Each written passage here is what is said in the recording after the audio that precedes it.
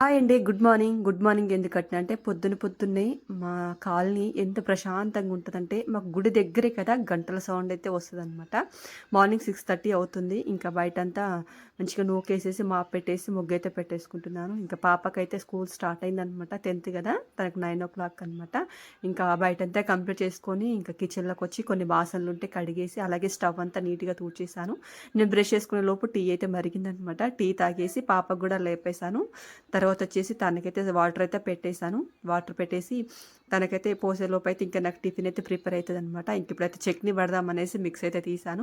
Chutney mix పట్టేసిన తర్వాత ఇక్కడ గుంత పొంగనాలైతే వేస్తున్నాను. ఇవి బాగా ఇష్టం పిల్లలకి అందుకనేసి.